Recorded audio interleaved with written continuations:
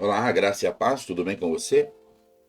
Estamos aqui para mais este devocional e nós chegamos ao capítulo 12 de Mateus. Ao longo dos dias nós vamos estar meditando nesse capítulo e esse capítulo vai mostrar para nós uma virada de chave. Eu faço questão que você observe ele com essa visão. Tudo que nós lemos e meditamos até agora no capítulo 11 vai ter uma mudança. A partir desse capítulo aqui, nós vamos ver o Senhor Jesus sendo rejeitado 3 vezes. E essa rejeição, ela é crucial, porque ela é de número 3, que significa uma totalidade, um todo.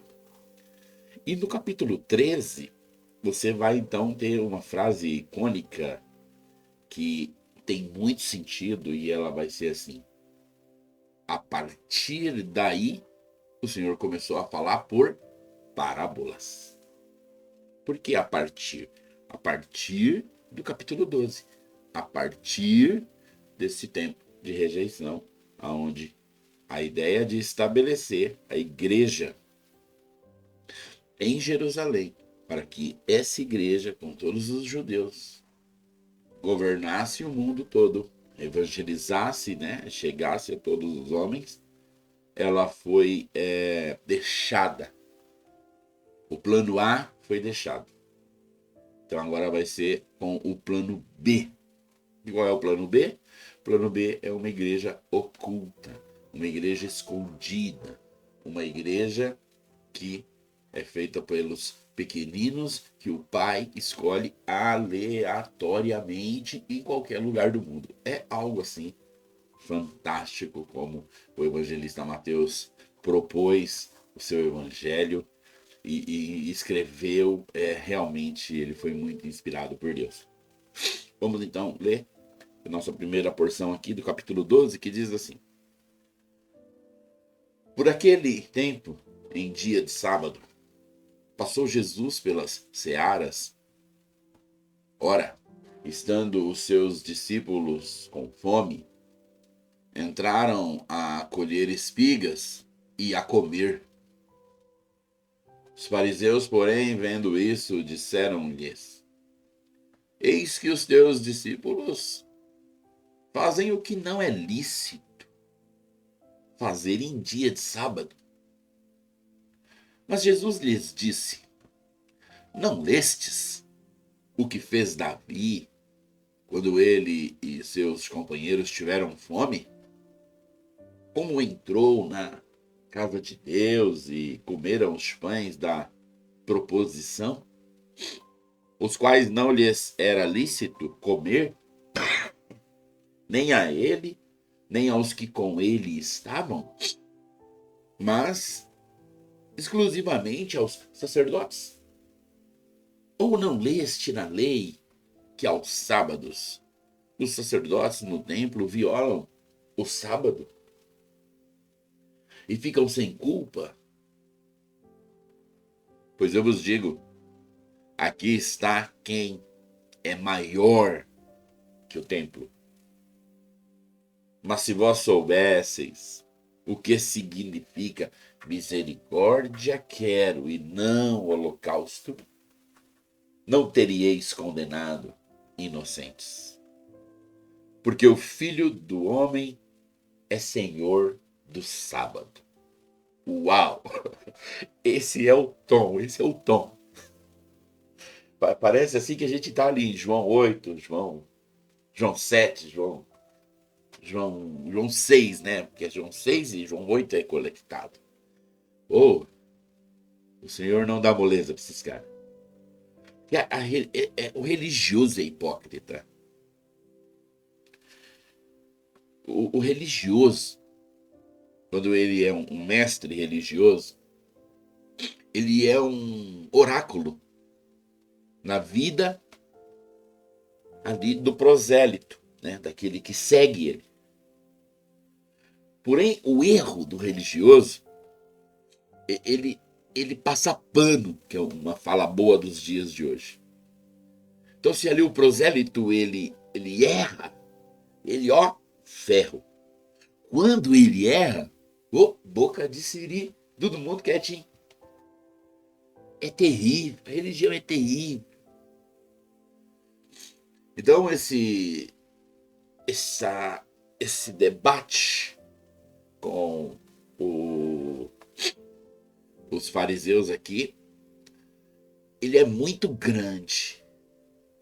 Mas a gente vai tomar nota apenas, né, questão aqui do, do que o Senhor está fazendo no capítulo 12, para não estender bastante. Mas aí você tem aqui muitas informações a respeito do que o Senhor está falando no Antigo Testamento. Essa frase de Oséias 6,6, né? Misericórdia quero, e não holocaustos e tal. E nós temos então uma riqueza bastante grande aqui para colocar na mesa. Bom, porém vamos então começar usando aqui a frase do versículo 8, que foi o último que nós lemos. Porque o Filho do Homem é Senhor do sábado.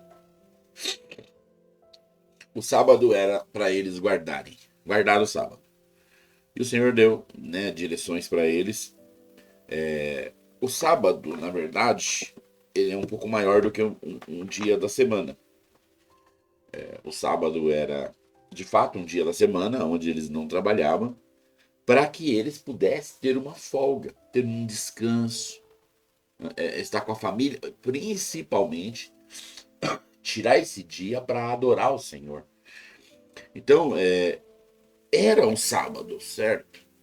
Mas não existe uma química, meu Deus, o dia do sábado. Não. É porque foi o sábado escolhido. Mas a ideia era que houvesse esse dia. Hoje nós não vamos para o campo. Hoje nós não vamos lavrar. Hoje nós não vamos fazer os trabalhos. Hoje nós não vamos lavar as roupas. Hoje nós não vamos fazer nem mesmo muitas comidas. Não, hoje é um dia que nós vamos descansar. Nós vamos ter paz, que nós vamos reunir com a nossa família e nós vamos adorar o nosso Deus. Então, qual era o dia do sábado? Era o dia em que uma nação toda ia levantar um clamor para o céu, ia cantar vivas ao Senhor, e fumaça santa subiria nesse dia tão intensa, tão gloriosa, abriria as portas do céu, o país ia ser abençoado. Então, a ideia do sábado é essa. Não que nesse dia existe um enigma que você, olha, violou o sábado, você é maldito, devemos te matar. Não. O sábado, então, era esse dia. A cada 7 anos vinha então um ano que eles chamavam de sabate, para descansar, um período de um ano na terra, na plantação, no arado e tal. E vinha depois um período de 7 sábados, 7 sabate, que seriam 49 anos. E aí, o próximo ano, que era o ano 50, era chamado de ano do jubileu. Um jubileu de sábados. Um sábado de ouro. Quem é escravo, você está livre, você está liberado, você não é mais escravo. Porque o jubileu veio para contemplar o descanso máximo. Aleluia! Olha como o Velho Testamento trazia a questão maravilhosa. Então, a ideia do sábado não era o nome sábado, o dia sábado, mas a ideia do sábado. Mas o que o religioso faz? Ele viola tudo. Alguém diz: vocês falam tanto não, contra os religiosos. Mas vocês é o quê? Se bem que no fim, se você vai ver, a religião também é o cristianismo. Inclusive, existe apenas 3 religiões no mundo, né? E as 3 nasceram de Abraão, que é o judaísmo, o islamismo, não, primeiro o cristianismo. O judaísmo, o cristianismo e o islamismo é a terceira. E essas três vêm de Abraão, as três têm Abraão como pai. Mas quando fala de religião, religioso, essa coisa toda, está falando de que a, o que o Senhor Jesus faça para nós vem muito em cima dessa frase do verso 7. Mas se vós soubesse o que significa misericórdia quer e não holocausto, o Senhor quer dizer o quê? Se você soubesse que a vida com Deus é uma vida de viver, Deus é uma pessoa, mas não é holocausto, não é matar bois. Ai meu Deus, Deus está bravo, pega 3 bois, vamos matá-los. Ai meu Deus, ele continua bravo, mais bois, mais bois. Não é quantidades de bois mortos, oferecidos em sacrifício. Às vezes é só parar e falar, Senhor, não estou conseguindo, me ajuda. Oh, me ajuda, faz na minha vida. O Senhor fez na vida de tantas pessoas. Chegou minha vez. Eu tenho colocado a mão e está ficando pior.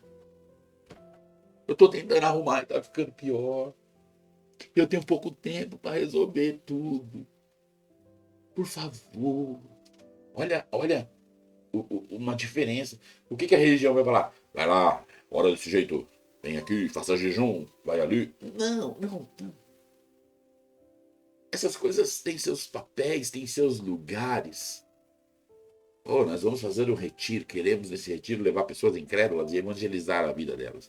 Então o que a gente faz? Monta um batalhão, monta um exército, chama os irmãos vamos lá, vamos orar, o nome, pessoas que nós queremos mandar, tá aqui uma lista, vamos fazer um jejum, e esse jejum vai durar 21 dias, e depois nós vamos, então, todo mundo, você palestrante, você aqui vai ser da intercessão, você aqui, nós vamos ser peças de teatro. Oh, pegamos as questões e juntamos as questões, todo mundo na sua posição, todo mundo trabalhando o que é seu, todo mundo jejuando, todo mundo orando, todo mundo convidando, e agora sim. Vamos montar aqui este retiro nessa chácara e crer que essas pessoas serão tocadas pelo Senhor. Veja, tudo organizado religiosamente. Quem vai fazer é o Senhor, porém nós montamos todas as bases, a estrutura foi nós que montamos. Agora, quando é o nosso pessoal, a nossa vida em si,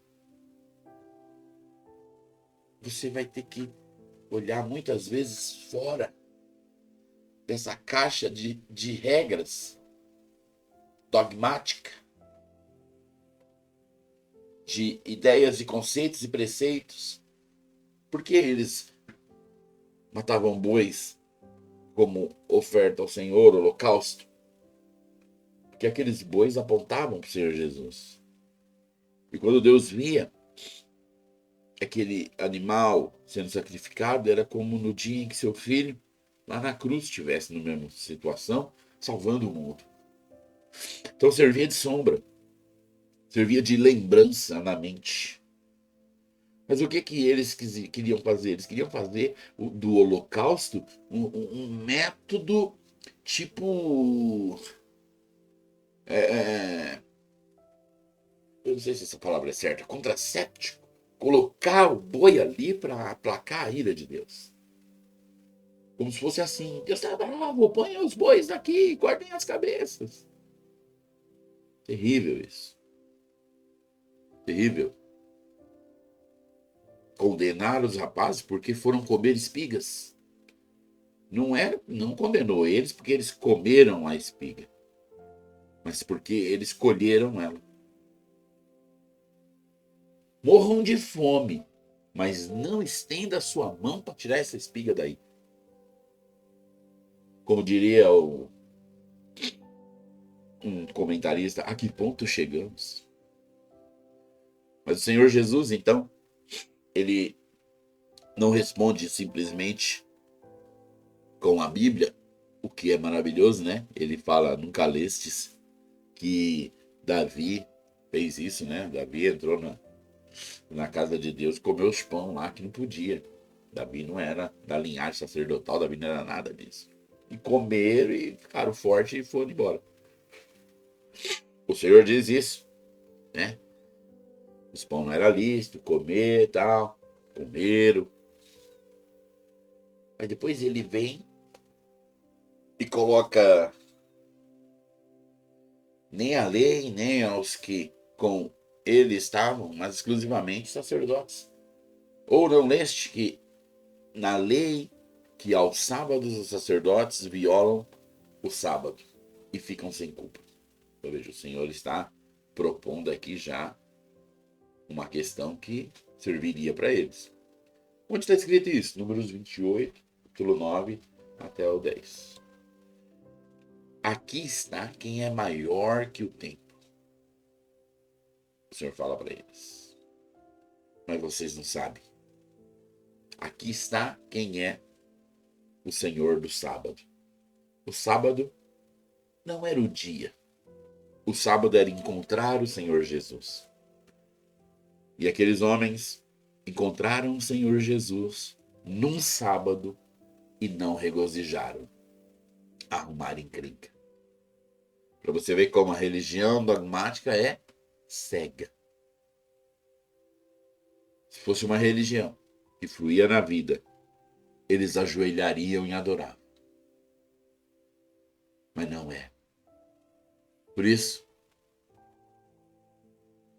não negue os métodos, mas ajoelhe e adore o Pai, no nome de Jesus. Senhor, em nome de Jesus, nos ajuda, nos alimente, nos dê vida, nos dê sabedoria, nos faça enxergar que neste capítulo nós vamos ver coisas das quais fizeram mudanças, e essas mudanças foram abençoadíssimas para nós, que somos ocidentais, que somos gentios, e nós te louvamos em nome de Jesus. Em um dia maravilhoso, te convido a estar ouvindo nos próximos dias, a entender esse capítulo 12 e deixar fluir poderosamente. Amém? Fica na paz e até amanhã.